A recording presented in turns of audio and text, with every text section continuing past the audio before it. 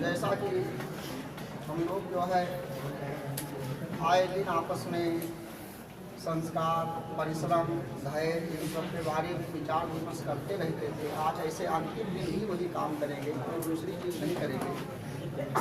जो है छात्रों, एक कई घटनाएं इस बीच में घटी हुई हैं और उसको आपके सामने लाना आवश्यक है, क्योंकि आप भी डॉक्टर हैं, आप भी इंजीनियर हैं, आप भी को देश संभालना है, आप ही को समाज संभालना है। तो जो है अभी इधर मद्रास में एक घटना हुई, एक प्रोफेसर साहब थे, उनकी बूढ़ी माँ बीमार थी, जो है काफ़ी दिनों से बीमार थी बूढ़ी माँ। उनको पढ़ा लिखा करके, गरीबी से पढ़ा लिखा करके प्रोफेसर बनाई थी। वो अपनी माँ को एक दिन आए और जो है अपनी माँ को जो है वो चल नहीं पा रही थी, माँ उसको हाथ पकड़े सहारा दे करके छत पर ऊपर ले गए। माँ समझी कि हमारे बुढ़ौती का सहारा है, कि हमको सहारा दे रहा है, बेटा हमारा बहुत लायक है। बहुत प्रसन्न हुई माँ और उसके साथ साथ ऊपर गई। जो है लड़का ऊपर ले जा करके उसको माँ को अपनी गोद में उठाया। माँ बूढ़ी थी, बीमार थी, आँख उसकी चली गई थी, उसको दिखाई नहीं पड़ रहा था। माँ और जो है माँ बहुत प्रसन्न हुई कि बेटा हमारा जो है बहुत हमारी सेवा कर रहा है। उसको ऊपर ले जा करके 4 मंजिला छत से एक वो लड़का जिसको माँ ने पाल पोस करके गरीबी में पढ़ा करके प्रोफेसर बनाया था, वो लड़का उसको छत पे, ये हमारे देश की घटना है, किसी दूसरे देश की घटना नहीं है। ऐसे देश की घटना है जहाँ की संस्कृति को दूसरे देश वाले मिसाल बनाते हैं। वो लड़के वो जो है प्रोफेसर ले जा करके अपने माँ को 4 मंजिला जो है ऊपर से उसको नीचे फेंक देता है। माँ एक्सपायर कर जाती है। महीना 1.5 महीना के बाद वो जो है कैमरे से पता चलता है कि वो उसकी माँ को जो है माँ गिरी नहीं है। ये शो करता है कि माँ हमारी अंधी हो गई थी, छत से गिर पड़ी है। महीने 1.5 महीने के बाद छानबीन होता है और ये पता चलता है कि उस लड़के ने ही, जिस लड़के को जो है उसने 9 महीना अपने पेट में रखा था, जिसको जो है सफलता दिलाने के लिए उसने मजदूरी मेहनत की थी, वही लड़का ऊपर ले जा करके उसको फेंक दिया और लड़का अरेस्ट हो गया। बाद में लड़के ने जुर्म कबूला, कहा चूँकि मेरी माँ ज़्यादा दिनों से बीमार थी इसलिए मैं परेशान होकर के ऐसी घटना किया। हमने परेशान होकर के इस तरह की घटना की। और ये केवल वहीं की घटना नहीं है, अभी हमारे इलाहाबाद में एक माँ, बूढ़ी माँ पढ़ा लिखा करके अपने बच्चे को इंजीनियर बनाई है। जितना मैं बात कर रहा हूँ पढ़े लिखे लोगों की कर रहा हूँ। वो बूढ़ी माँ अपने बच्चे को पढ़ा लिखा करके इंजीनियर बनाई।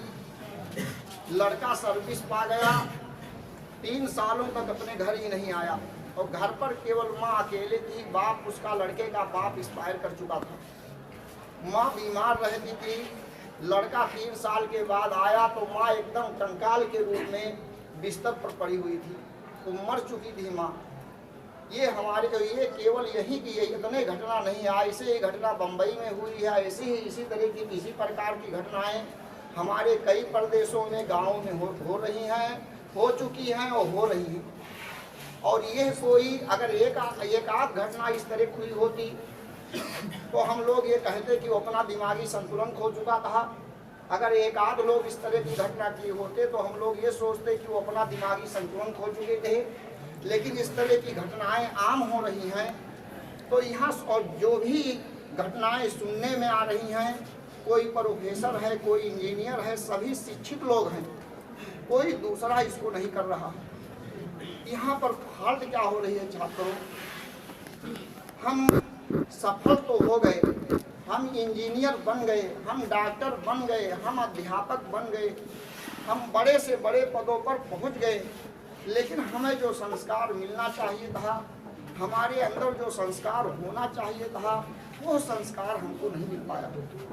तो कहने का मतलब ये है कि हमको सफलता मिले लेकिन हमारे साथ हमारे संस्कार से हमको सफलता मिले। हमारी सफलता संस्कार से सफलता की ओर जानी चाहिए, और ये संस्कार कभी जीवन भर खत्म नहीं होना चाहिए। हम डॉक्टर बने, इंजीनियर बने, समाज में सेवा करें, लेकिन हमारे पास जो समाज के लोगों के प्रति संस्कार है, अपने माँ बाप के प्रति अगर जो संस्कार है, अगर हमने वो संस्कार नहीं पाया जाता है तो यकीन मानो हम इंजीनियर डॉक्टर भले हैं लेकिन हम सफल नहीं। तो हम अपने आप को सफल तभी मानेंगे हम जहाँ भी रहें, जिस भी पद पर रहें, हमारे अंदर संस्कार पूर्ण कर भरे होना चाहिए। तो कहने का मतलब संस्कार करो ये है, आए दिन हम लोग इसकी बात साझा करते रहते हैं कि समाज में जो संस्कार की कमी हो रही है वो आप ही लोग संभालना है, कोई दूसरा उसको आकर के नहीं संभालेगा। आप ही को अपने माँ बाप की इज्जत करनी है, अपने बड़ों को सम्मान आप ही को देना है। यकीन मानो अभी पांडे जी ने कहा जब आप अपने बड़ों को सम्मान देते हैं तो आप सम्मान पाते हैं। तो हमको सफलता मिले लेकिन हमारा संस्कार नहीं खत्म होना चाहिए। हम अपने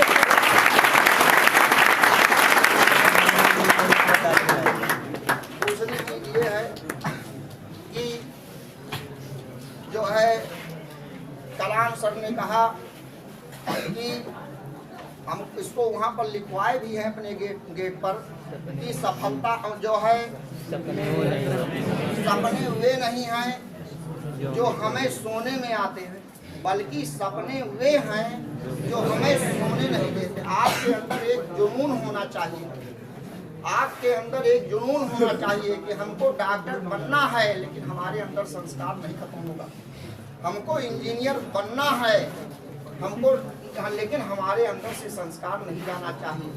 हमको अध्यापक बनना है, हमको समाज को एक दिशा देनी है, लेकिन समाज को हम दिशा तभी दे सकते हैं जब हमारे अंदर संस्कार कूट करके बना रहना चाहिए। तो हमारे अंदर एक जुनून होना चाहिए कि सपने वे हैं जो हमें सोने में नहीं आते हैं, बल्कि सपने वे हैं जो हमें सोने नहीं देते हैं। कहने का मतलब यह है छात्रों, जो आप एक टारगेट कर लें, आप वैज्ञानिक वर्ग के हैं, एडिसन बल्ब का आविष्कार करते समय 1100 बार 1000 बार असफल हुए थे। आप जो एक टारगेट कर लें कि हमको ये बनना है, यकीन मानो अभी हमारा एक पुराना स्टूडेंट एक उसी के साथ का दूसरा स्टूडेंट कमजोर स्टूडेंट था। मैं अच्छी तरह से जानता हूं कि वो दूसरा स्टूडेंट कमजोर था, ये मेरा जो तेज स्टूडेंट था ये 2 बार एक कंपटीशन में बैठा, एक बार 2 नंबर से रुक गया, एक बार 1 नंबर से रुक गया। हमारे पास आया, कहा सर हम नहीं करेंगे, अब हम दूसरा काम करेंगे। हम कहे नहीं, कहीं ना कहीं तैयारी में अभी कमी है। जब तैयारी आपकी कंप्लीट हो जाएगी तो आप जिस भी कंपटीशन में बैठेंगे कोई रुकने वाला नहीं है, हर कंपटीशन निकलेगा। अभी कहीं ना कहीं अगर 1 नंबर 2 नंबर से आप गिर रहे हैं, 10 नंबर से गिर रहे हैं आप, तो अभी कहीं ना कहीं जो है तैयारी में कमी रह गई है, अभी पूरी परफेक्ट तैयारी नहीं हुई। और वही जो दूसरा एक हमारा स्टूडेंट कमजोर स्टूडेंट था, वो 3-4 साल तक तो लगातार जो है असफल हुआ, लेकिन उसके पीछे पड़ा रहा और आज वो समाज में सफल है, आज वो बड़े पद पर है। तो कहने का मतलब ये है कि मेरा जो टारगेट होना चाहिए उसके हम जुनून के पीछे पड़े, वो जुनून से उसके पीछे पड़े हैं। ये हो सकता है कि हमको पहली बार में सफलता ना मिले, हमको दूसरी बार में सफलता ना मिले, लेकिन सफलता ना मिलने से हमको हिम्मत नहीं हारना है। अगर असफल हो रहे हैं तो हम ये सोचेंगे कि कहीं ना कहीं हमारे परिश्रम में कमी रह गई है। हम ये सोचेंगे कि हमारे परिश्रम में कहीं ना कहीं कमी रह गई है, जितना परिश्रम हमको करना चाहिए था उतना परिश्रम हम नहीं किया है। कहने और ये जान लो, मैं बार बार इस बात को कह रहा हूँ, फिर कह रहा हूँ, पूरा जीवन कहता रहूँगा कि जो है तेज लड़का, टैलेंटेड लड़का तो असफल हो सकता है, लेकिन परिश्रमी लड़का जो है, अनुशासित लड़का, संस्कारित लड़का कभी असफल नहीं हो सकता है।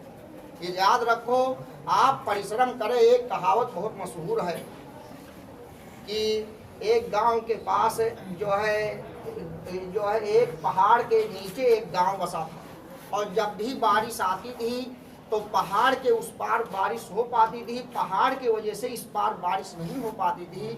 उसका नतीजा क्या होता था कि उस गांव में खेती होती नहीं हो पाती थी। ये कहावत बहुत मशहूर है। एक आदमी ये संकल्प लिया कि आज हम इस पहाड़ को खोद करके ही रहेंगे, जब तक इसको हम खोद नहीं देंगे, हम जो है हमारे अंदर जुनून खत्म नहीं होगा, हम जब तक इसको खत्म नहीं कर देंगे, इस पहाड़ को हटा नहीं देंगे अपने रास्ते से, तब तक जो है हम पीछे नहीं हटेंगे। और नतीजा ये हुआ कि पहाड़ गिर गया। पहाड़ भगवान के पास गया, भगवान से विनती किया, प्रार्थना किया कि भगवान ये आदमी हमको खोद करके फेंकना चाहता है। भगवान ने जो है पहाड़ से कहा कि तुम इतने बड़े हो और उस आदमी से डरते हो, छोटे से आदमी से वो तुमको खोद करके बहा पाएगा। पहाड़ ने कहा कि मैं उससे नहीं डरता हूँ, मैं उसके संकल्प से, उसके परिश्रम से डरता हूँ। तो भगवान ने कहा कि उस संकल्प और परिश्रम से तो मैं भी डरता हूँ। ये एक कहावत है। कहने का मतलब ये है छात्रों कि मैं ये बार बार कहा करता हूँ, आप परिश्रम करेंगे, आप अनुशासित हो करके लेकिन यकीन माने, हम चाहे जिस पद पर पहुंच जाएं, अगर हमारे अंदर संस्कार नहीं है, आए दिन जो घटनाएं हो रही हैं वो हिला दे रही हैं दिल को, अगर हमारे अंदर संस्कार नहीं है, हम किसी भी पद पर पहुंच जाएं वो हमारे लिए बेकार है। तो अगर आप परिश्रम करेंगे तो ऊपर वाला पसीना सूखने से पहले मेहनत को उसका फल दे देता है। तो हम यही चाहेंगे कि हमारे जो भी स्टूडेंट्स हैं, और ये भी सब है, अभी कह करके गया हूँ, जितने बड़ा क्लास होता है उतने लड़के को और अधिक परिश्रम करना होता है। आप छोटे कक्षाओं में कम परिश्रम करते थे, जैसे ही और आगे जाएंगे और आप अधिक परिश्रम करें, परिश्रम को, अनुशासन को अपना मित्र बनाएं, आप हमेशा फायदे में रहेंगे, आप कामयाब होंगे, इंशाअल्लाह कोई रोक नहीं पाएगा।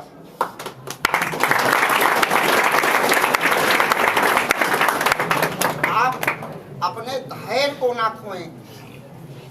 आप धैर्य खो देंगे कि एक बार हम असफल हो गए, अब नहीं जो है ये काम करेंगे, आप घाटे में रहेंगे। आप धैर्य ना खोएं। अनुशासन हमको धैर्यवान बनना सिखाता है, संस्कार हमको धैर्यवान बनना सिखाता है।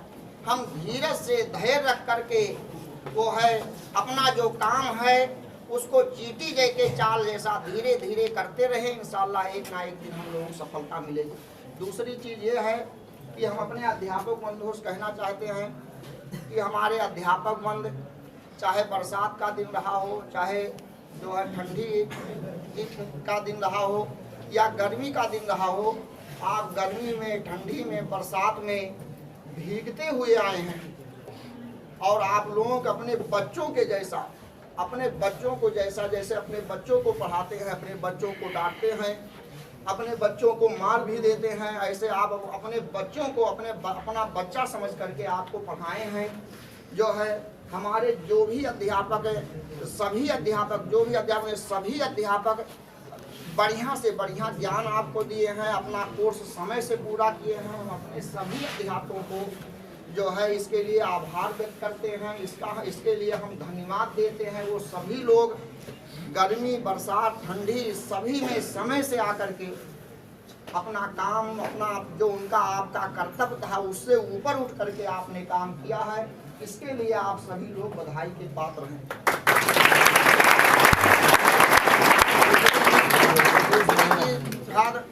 आप लोग जो है विदा नहीं कर रहे हैं, ये ना रहे कि यहाँ से विदा कर रहे हैं। आपका अपना विद्यालय है, इस विद्यालय पर आपका पूरा अधिकार है। आप यहाँ के जब भी चाहेंगे आप यहाँ आएंगे, और अध्यापक से तो छात्र और अध्यापक का संबंध जीवन भर का होता है।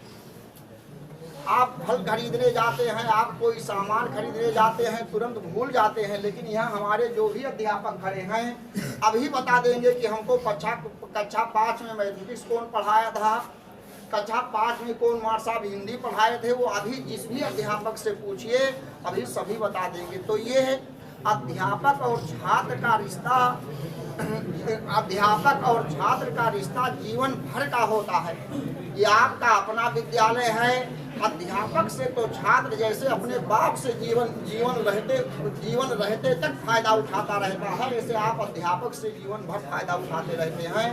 हम कोई अध्यापक अपने छात्र को विदा नहीं करता है। हाँ, ये है कि कुछ पाने के लिए यहाँ से हम आपको भेज रहे हैं।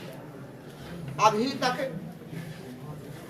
विद्यालय का रिजल्ट हमेशा बढ़िया रहा है। रिजल्ट तो कोई जिले में स्थान रहा है। हम आपको कुछ पाने के लिए भेज रहे हैं।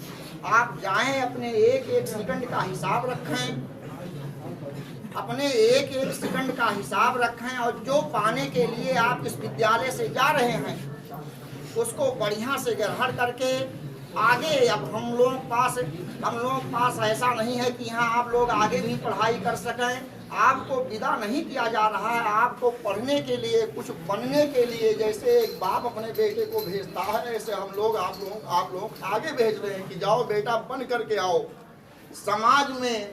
समाज को नई दिशा दो, अपने माँ बाप का सम्मान करो। जैसे एक बाप अपने बेटे को भेजता है, ऐसे हम सभी अध्यापक आप लोग कुछ बनने के लिए अब आगे भेज रहे हैं कि जाओ इंजीनियर, डॉक्टर, अध्यापक, समाज में अपना एक स्थान निर्धारित करो। और जो है इसी के साथ जैसे एक बाप अपने बेटे को बार बार कहता है कि बेटा जो है जा रहे हो ध्यान रखना कि कोई चीज़ जो है गलत रास्ता मत अपनाना, जो है गलत साथ मत करना, जो है गलत काम मत करना, मेहनत से काम करना, अनुशासित रहना और जो है संस्कारित बनना। तो ऐसे बार बार हम लोगों से, अंतिम बार नहीं हमेशा जीवन भर करते रहेंगे कि आप अनुशासित रहें, जो है परिश्रम करें, परिश्रम को अपना मित्र बनाएं, अनुशासित होकर के काम करें। इंशाअल्लाह सफलता आपको कदम चूमेगी।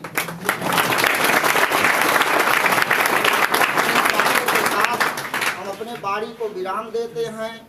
चलो तो गर्द से अय्याम तुम्हें सलाम करे, रुको तो वक्त की रफ्तार तुम्हें एहतराम करे। जय हिंद, जय भारत।